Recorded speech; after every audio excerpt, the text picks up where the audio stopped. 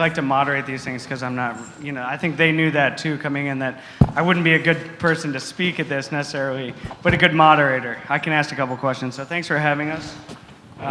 Just want to go through and introduce everyone and not fall off the stage.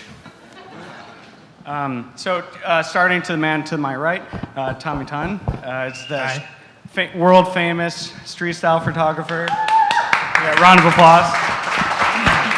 If you don't know him, maybe you're in the wrong room.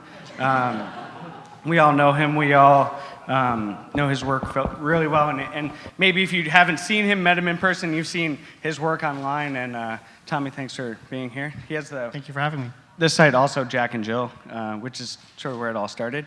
The man to his right, Nick Wooster, who gloriously hails from Salina, Kansas, almost as great as Cleveland, Ohio, which is where I'm from. Not really. But Nick Wooster, just a quick story about Nick, and I'll give him the full introduction. But we were in Florence last year, and a guy came up to Nick on the street and said, "I really admire your style." And that was kind of the first time I've ever heard anyone say to someone, "I just admire the way you dress," and it was a pivotal, amazing moment. But Nick Wooster has sort of worked in every capacity in the menswear world, from buyer, creative director, fashion director, for some of the best stores, some of the biggest brands. You've done collaborations. You're a Tumblr icon. Nick Wooster's the man. And he's super humble, and we're going to try to get through some of his humbleness to actually talk and not be so humble today. But thanks for being here, Nick. Thank you.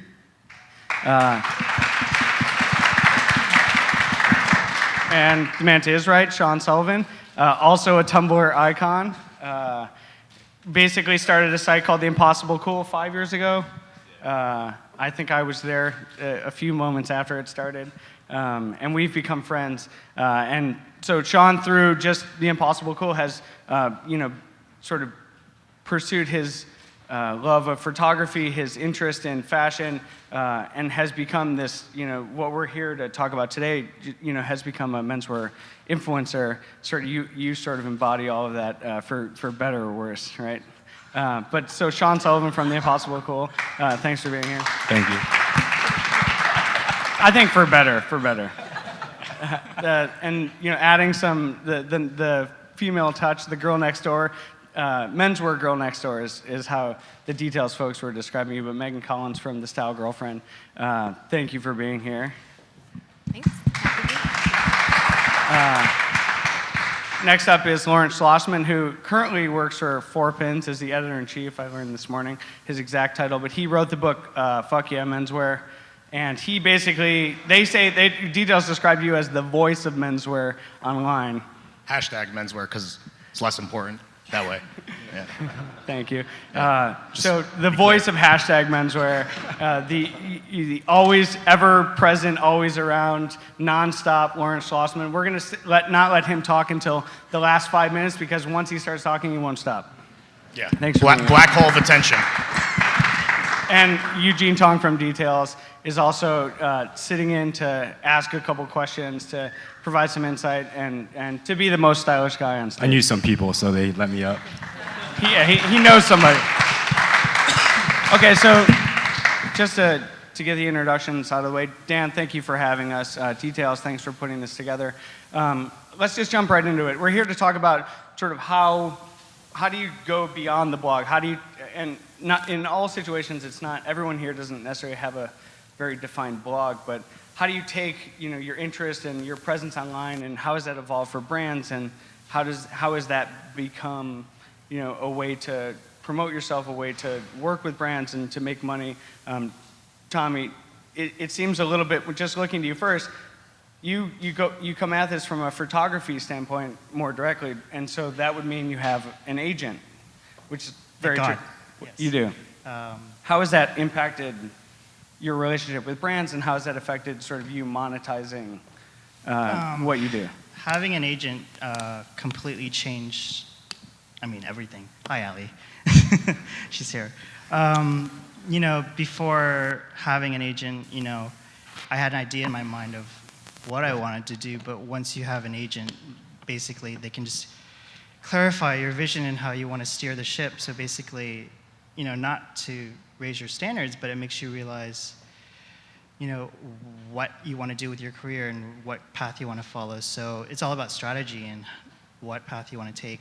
And has it helped you monetize what you're doing? Has it helped you focus more on the creativity? I mean, what are the benefits of that sort of relationship? Well, I wouldn't be lying if I didn't say that having an agent helped monetize what I did. And I had some relationships with some clients, but then having an agent just makes things so much more, obviously, professional on my part, because I don't have to deal with the clients, I do, obviously, but having someone that negotiates on your behalf just makes things a lot easier because, not having any experience beforehand at all, I just didn't have an understanding of what I did or what I wanted to achieve, so. It's not necessarily all about making money either. It's just about sort of pursuing your creative goals. Yeah, absolutely. You definitely need to have someone that has your best interests at heart, and you definitely want to do things that make you feel happy. And you do get your hands dirty at times, and you do those jobs. But I mean, at the end of the day, it's me doing something I'm passionate about, but it is a job. So. Yeah, Sean, what's your interaction with you basically started your site Impossible Cool. You're posting, all these iconic pictures. I think in another life you could have been a really talented photo editor. You've gained all this notoriety just from doing this online, and then all these opportunities came at you. How'd you deal with that? I think when you were involved in the beginning stuff with some of the video stuff, in the beginning it was very much there was this window open where we had this visibility all of a sudden. And I looked at it as a way to kind of take that middleman, which an agent or an agency or something like that, I looked at that as an opportunity to cut them out and do it all on my own. So sometimes it was you and me pitching projects. And I think that was very good and it worked in its infancy, but you get to a certain point, like where Tommy's gotten or any other of us, where you actually need that middle person because you get to negotiations that you don't understand, you get to contracts that are 5 pages long, all that sort of stuff. So I think I never wanted to rush getting an agent because I always wanted to kind of be able to build this stuff on my own, but you definitely get to a certain point of where you need someone after a while. Did you think that, taking a step back, did you ever think that it would come to the point where brands would, because you created a presence online and became known, I think that's obviously the value for... Yes. You were surprised. Short answer, yeah. Yeah. Yeah, I knew that at some point it would get to, because it wasn't, when all this stuff started happening, we kind of all started getting names. When you accept that it's not going anywhere, that it's not, the internet isn't going to go anywhere, it's just going to keep going and going and building and building. I knew that there would be a certain point where I'd get to that point of needing an agent, but in the beginning it was fun to try it out on my own and see where it went. Megan, what are your thoughts? And any of you guys can jump in on this, or if you have thoughts or whatever. But Megan, what do you think? What's your relationship been with working with brands and? Maybe different than these guys. It feels very personal to work with a brand and to say, I'm worth this.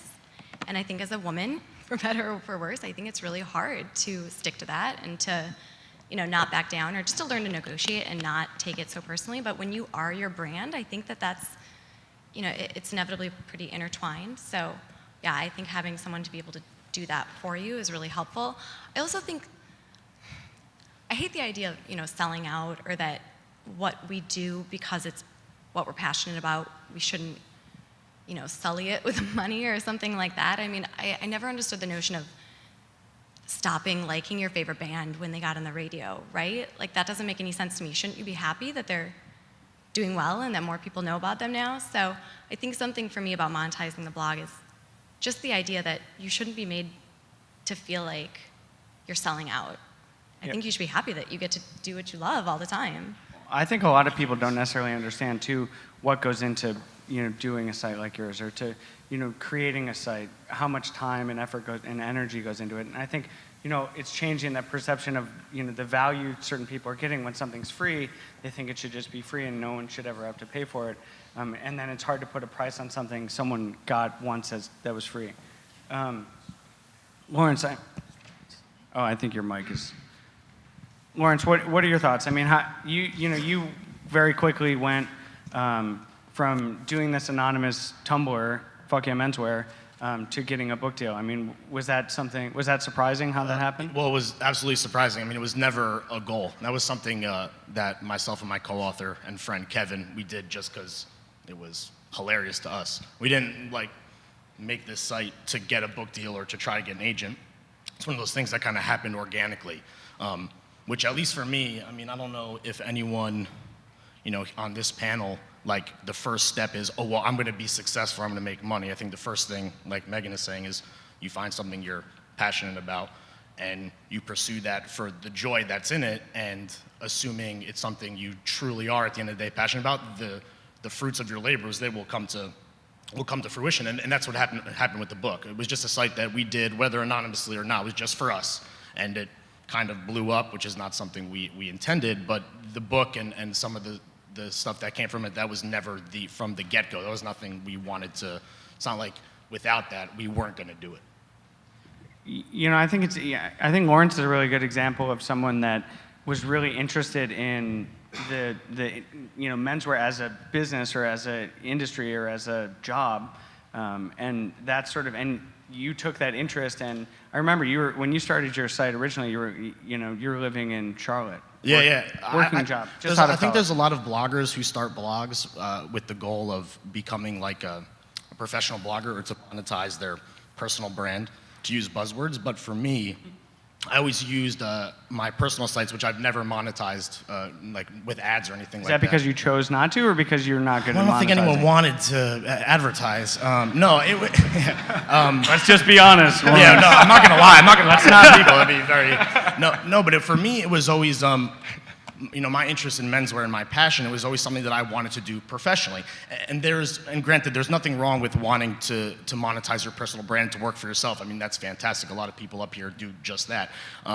But for me, what I wanted was to take a route I think that less people think about, was do my thing, do it well because I love it, and then you can turn that into a 9-to-5 that doesn't fucking suck, right? Like you can have a job that you're excited to go to, and that's kind of what I've been doing for the past 3 years, is taking kind of whatever personal recognition is out there from whatever site that I was running, be it Fuck Yeah Menswear or something else, and then turning that into kind of like an actual job and building a career from that.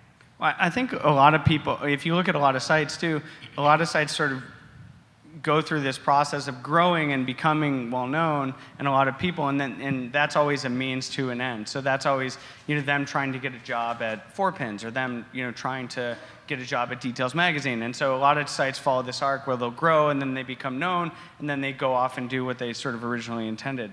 And then there's other people that do this basically as like in my situation, I always just wanted to do my site. I didn't want to get a job anywhere else, and I think that sort of provided me a certain degree of like longevity, just based on the fact I'm not trying to go somewhere else.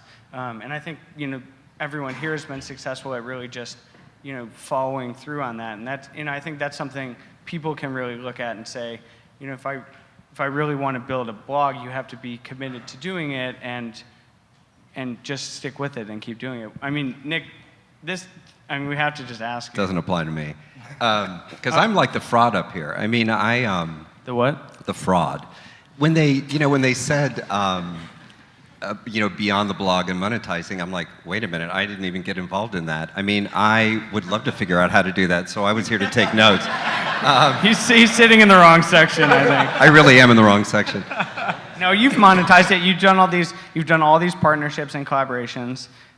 You've consulted for brands. I mean, all of that's the sort of unseen side of monetizing a blog, or monetizing your influencer status, is working sort of behind the scenes, working on projects maybe, that people knew or were product collaborations. Can you talk about some of that stuff? Yeah, and I mean, it's 100% the result of social media and the internet. I'm waiting to get fired from the internet like I do every other company I work for. I was gonna, when we were going over Nick's introduction, I was saying you've been fired by some of the most prestigious, businesses in menswear. So.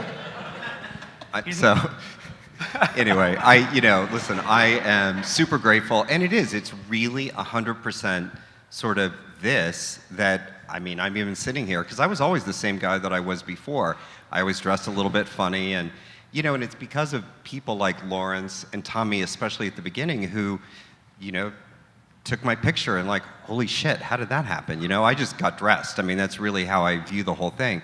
But I have worked in the business a long time, and I'm now at the stage where I've got to figure out what that next thing is. But it is, I guess, because I haven't really done anything in terms of putting my foot in or drawing a line in the sand. I'm opinionated. I'd love to say things, but I really haven't done that because the minute I do, I recognize that it's going to alienate a lot of people, or it's all been organic. And so in that way, I'm super grateful to the internet and to everyone sort of here, because it's really been super fun. Like, I've worked in this business since I was 15 years old, or I've at least worked in retail since I was 15 years old. So I've been around clothes all my life, and that's really what it's about. So I don't know if that answered the question. But. Well, if you look at social media, and social media had such a big, played a big role in your just becoming an influencer, becoming so well known, that's what inspires people on the streets of Florence to come up to you and say, "I love your style." That really happened, but you took to that really well. I think like you understood how to use Tumblr and how to use social media, and to gain this really big following. Well, it's an amazing forum, and I think that that's what it's given, is everyone has a voice or a way to do something. I mean, 30 years ago when I moved to New York, if you were a guy or a person and you wanted to get pictures published, I mean, you had to go work for a magazine or maybe, write a book. It's completely different today. So in that way, it's really amazing that everybody can have a voice. And so I just feel grateful to be one of the many. Tommy, just going back to you for a quick, when you started going out, taking pictures on the street, I mean, was your goal to become a famous photographer? Was it to start a blog and make money just by doing that? I mean, I was just trying to crash the shows. I was just stalking these guys. So, I just really wanted to do it for fun. I didn't have any money. I saved up all I could, and thankfully I had a boss that sent me to Europe as a bonus, and it was just having fun. And I think if you continue to have that mindset where you just want to enjoy what you're doing, then it doesn't feel like a job. And there was never any intention of making money. Well, obviously I want to make money, and be able to afford the clothes that I want to buy. But it's just all good pleasure. You have to focus on what it is that you really want to do. And all I wanted to do was just take pictures. So I was just lucky the outcome of being a photographer came out. I still don't even know how to use a camera. So. Do you want to do you want to do something more than what you're doing? Or are you really happy with doing the site and contributing where you do and all those other projects? I'm just really happy to be working in fashion because it's something I always wanted as a teenager, and this is nothing I'd ever anticipated. Meeting these people and just to be able to stalk him is just like a huge, luxury. Look at Wooster. I told you, he's so humble. Megan, when you started your site, was the idea to make it to earn a living just doing that? I mean, what was your goal when you started it? I actually started Style Girlfriend as a column for a friend out in California who was starting a men's clothing business. I was working in advertising at the time, and I didn't want to anymore. So I was taking freelance projects on the side here and there, and honestly, that's just the one that sort of stuck and really resonated with people. So it went from being a column on his site to being syndicated by newspapers to me searching, is stylegirlfriend.com bought? No? Great, let's do this. So I just grew the content from there, and I was able to get out of advertising and then gradually stop doing other freelance projects and just focus on Style Girlfriend. No, it didn't make any money at first. At all. And that's why I was doing the other freelance projects. I was, just kind of cobbling together a freelance lifestyle, which I think a lot of writers can relate to. And what I found was that there was a lot of guys out there that wanted to hear about how to dress better from a pretty girl. Obviously speaking, heteronormatively, there's a lot of straight guys out there that don't live in New York, that don't follow the hashtag menswear scene, that, I'm their end target, not me, but women. And so to be able to provide that voice and that source of encouragement in a really sincere, really, non-naggy kind of way. And so it's not, oh my gosh, would you, get rid of that old frat t-shirt already? It's, oh man, wouldn't you look handsome if you wore this, that, or the other? And it just resonated with a lot of guys. Were you naturally just interested in menswear, or how did that idea like sort of come as an angle to do that? No, I feel like such a fake sometimes because, when my friend first approached me and said, do you want to write this? I know you're looking to sort of increase your byline. Do you want to write a column for me? And I said, well, I don't know anything about guys' style. And he said, well, just write about what you like to see guys wearing. And I think if any girl in this audience turned to the guy to her left, she would find that she has about 10 things to say about what he's wearing. And so it actually worked out really well because I was able to just come at it from the point of view of being a fan of guys looking great. I kind of just consider myself, the ultimate wing woman. Like, I'm just there because I'm wanting that guy to like succeed. I want him to get the girl at the end of the bar or really knock it out of the park on that first date outfit, whatever it is, so. I think it's interesting. Lawrence, I was reading in the newspaper, that makes me sound old, but I was reading in the... Dork. The only thing that can make you sound older than saying something like that is saying, I was on the crosstown bus the other day, and I met this very nice gentleman. I was really reading the newspaper, and this kid said that what he wanted to do, there's this article about this guy, or this young man, and what he wanted to do for a living was become a sports blogger. That was his dream job. He could just do it right there. He didn't have to. I mean, what do you think? I mean, you're the closest connection we have to like the kids these days. Thank you. So, what do you think? What do you think how does that put us in? Like, how should we think about the world? Based on just that. This is going to get super deep. Well, I don't know. I think it depends. First of all, that kid needs higher aspirations. His parents are going to be so disappointed in him. No, I mean, have you seen Johnny's sports blog? Yeah. It's really great. .blogspot.com. Yeah, I don't know. I mean, anyone can be a blogger. I think that's obvious. I think the aspirations that some of the younger guys on the internet have. I think I think some people are missing the point, and by some I think I mean many. As kind of style blogging, specifically about men's clothing, has become a thing enough that we can have this panel today. And the exposure has increased, and cool things kind of come out of it, like speaking on panels and free products getting seeded out to people, such as yourself. I think that has kind of blinded some of the younger guys who are hopping on Tumblr tomorrow and starting a blog, like starting it for the wrong intentions. And I think that comes with being young and being kind of short-sighted. But yeah, I think that that's the absolute wrong way to approach it. I think there's a lot more that you can do in this industry than just be a blogger. Talking about collaborating with brands and pursuing personal artistic projects like Sean, and a craft like Tommy. I think that's the thing that's missing. It's like, what is your craft, right? You're just a blogger. I mean, what are you actually teaching yourself how to do? Are you taking photos? Are you making films?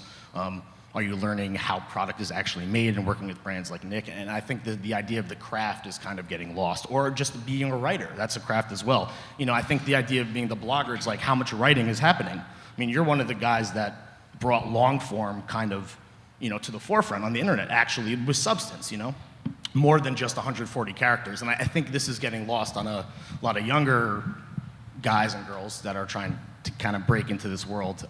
There's like no sense of honing a craft and becoming a professional in any sense of the word. And I think the internet in general, blogging, social media, what Tommy has done with his photography, I mean, I think the internet will be it'll be the sort of great equalizer. It'll bring all these good things to the top, and it'll, Tommy's got the persistence and the eye to do it, and you keep doing it, the quality will rise to the top, and people will find the talented eye, or the good voice, or the great style, or the creative vision. I think like people will, the internet helps sort of bring all that to the forefront, and I think a lot of this panel here is sort of exemplifies that in a lot of different ways. Sean, what do you think about specifically thinking about Tumblr and thinking about these younger guys? Do you think Tumblr is preventing sort of the next crop of menswear site from emerging, just because it's so easy to curate as opposed to sort of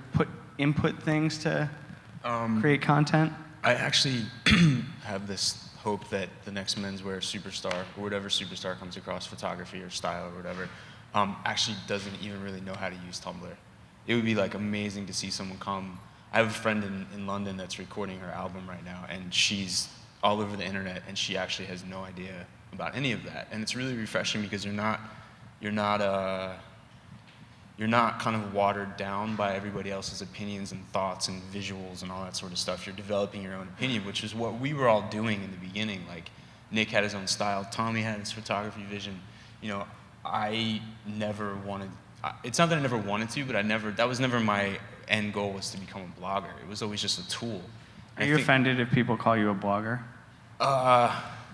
It's not my choice of word. But like, what is the one, and I'd like for each one of you guys to kind of answer this, what's the one biggest misconception that you guys can give? You know, for me, as an editor, everyone thinks my life just revolves around me going to fashion shows and parties and all that, and so my life is so glamorous, whereas in actuality, that's only 1% of probably my job, right? So what is the one thing that you can tell these guys who are young, like, what is the one thing that you shouldn't be doing that, you know, or just one piece of kind of misconception that you guys want to convey to these? I think a big misconception is that it's easy. It's really hard. And people a lot of times will ask me, how do I, and this is a question that was sort of on the docket for today a little bit, but how do you start a site and grow it and make it something real? I have no answer to that. I have no idea. You just seriously disappointed Nick Wooster. That's the only thing he wanted to I know mean, if about. you can stand... And you just totally just dashed his hopes and dreams. Stand next to Nick Wooster. That would be a good place to start, and make sure people know who you are. No, but I mean, I think a lot of it takes, like, the answers I give are, you know, you have to be persistent, you have to have a vision, and you have to do something and do it every day. And when I started my site, it was just, I'm just going to do this as much as I can and keep doing it. And at the end of the day, if I did all this work and I just had a diary of the stuff that I was interested in, I'd be happy with that. And I never sort of wanted to make it anything more than that. But it's really difficult to start a blog and make it successful. It's a lot of work.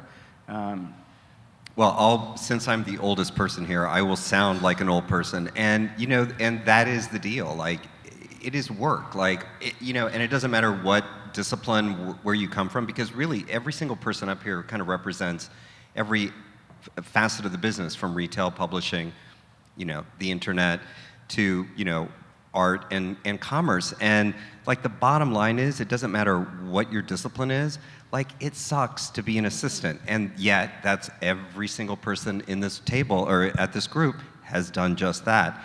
And it doesn't come easier overnight. I mean, you know, 9 years ago, I was standing on the floor of Barney's in Beverly Hills trying to sell women's designer dresses because I was unemployed and I needed a job. You know, but so it's like, that's the kind of shit that one has to do, I think, in order to succeed. It doesn't matter what you're doing, you just have to keep doing it. Tommy, what would you say? I would say sacrifice everything. Sacrifice your personal life and the fact that you're not going to eat and that you're going to be tired, and you just have to work really hard and just immerse yourself completely in what you truly, really want to do, because it's the only way I find that those that have a point of view will stick out. Because, you know, everybody wants to be famous and everybody wants to make money, but, you know, at the end of the day, it's just those that know how to hone their craft and will give up everything just to have it. You know, whatever happened to those fashion kids that would just do anything and that would roll racks down the garment district or whatever, but now everybody just wants to just take pictures of themselves, you know, like, not that there's anything wrong with that, but. Just going to jump in. I would also say, I think that, you know, don't believe in the hype of the overnight sensation. I think that, you know, those articles are written about, like, they started their Tumblr and 5 days later they were, you know, on the cover of Vogue, whatever it is. And that's not true. And if it is, that's not really going to be the path that you're probably following anyways. You know, I think in terms of the question of, yeah, like, how do you grow your influence? I totally get that young bloggers want to sort of hear that magic answer. And I know that when I was looking for advice, I think the answer I got so often was, it's like that Seinfeld episode, like, so I started a blog and yada, yada, yada. Now I have 1 million monthly page views and a book deal. Like, and you were like, but what about the yada, yada? Like, what's happening in that part? And you can't really say. I mean, it's you work hard and you show up, you continue to put out content that your readers will find interesting, and you reward them by, if they're coming back tomorrow, they want to see new stuff, and you give that to them. And like I said, you show up. I think I don't know if you guys would agree, it's not totally necessary to live in a big city, but I do think that it's also really helpful. A lot of the, watershed moments on my site and the breakthrough moments have come from, not the slaving away till 2 a.m. writing the next day's post, but coming to events like this, meeting someone from a brand or from a publication, and finding a way to collaborate. So I do think that's important. Yeah, I think access is a big part of it, but it's not the only part. And I think people will give you access if you work really hard and exhibit a lot of care on your site, or how it goes into it. Sean, Lawrence, you guys want to add anything? We're almost ready to do Q&A. So I was just gonna say I had something for a little while. It was kind of what we were just talking about, of the overnight sensation stuff, and you kind of get in this mindset where you start and you put your entire self into something and you work on it for years and years and years, and it probably will go nowhere for a couple of years. I was in London last week, and I went to see this Erwin Blumenfeld photo exhibit in London, and I watched this documentary that they were playing there, and it was the first time I'd ever found this out about this photographer, that he was 44 before he had his first photograph published ever. And he had been working his entire life on that. And it just kind of backed up for me that you have to spend time working on something, and it could take a really long time. And the thought of like starting a blog and being an overnight sensation, I think for some of us it was luck. I think there are a couple overnight sensations from that world, but for the most part, you just had to stick with it. You had to I was a 49-year-old overnight sensation. Yeah, just one, I think my last point that I'll make is, like, we all rave about the democratic nature of the internet, and it's so great, and that's why a lot of us are here now. But I think people also use that as a crutch to be very much the same as a lot of people in their field and just be another person on Tumblr. And it's almost like, it's a double-edged sword. Like, it's great that you can get out there tomorrow, but don't let that democratic nature then suppress your true artistic vision or a skill set that you have or are trying to develop. And it's about combining these two things and utilizing the democratic nature for positive, as opposed to just falling in line with everyone else, which is like what Sean was saying before. Yeah, I was told I did Tumblr wrong because I was posting too much copy. If I had more than 2 paragraphs, people were like, stop, just put a picture up. So yeah, you have to not sort of listen to that. That's good advice, and we've basically crushed all the ambition of everyone in the audience. So we're going to open it up for a little Q&A. Before we take the first question, my first question to Nick Wooster is, who makes those pants? They are not Lilly Pulitzer, they're Prada from 2 springs ago. Thanks. Okay, questions? Hi. So it seems like one of the messages of this conversation is that being genuine is really important to building a compelling publication or blog. But there's obviously a tension between being genuine and making money. This is something that journalists have dealt with, where they'll make a wall between ads and editorial and monetization, basically. With blogs, it's harder to do that. You can't just hire someone who's going to handle that. So how do you deal with helping instill trust into your publication, making it so that your readers don't look at your site and they see these ads and they say, oh, these are influencing you? How do you disclose that? How do you keep that transparent? I mean, I'll speak for the editorial portion of it. I mean, for us, it's no secret that ads generate the revenue for our magazine. I mean, there's a reason why we put this on. It's not the edit budget that's putting this on, right? It's the advertising budget. I think so because everyone knows that that's the case, I think the job as an editor is to not mask that. It's very obvious, right? But what we'd like to do is we try to satisfy both lines, right? We try not to, put our point of view behind our advertising commitments, right? So it's about finding that balance. And as an editor, that's what we do. On a given time when I'm running through with Dan, our editor-in-chief, there's certain things that will come up that will be needed to be shot or need to be in book.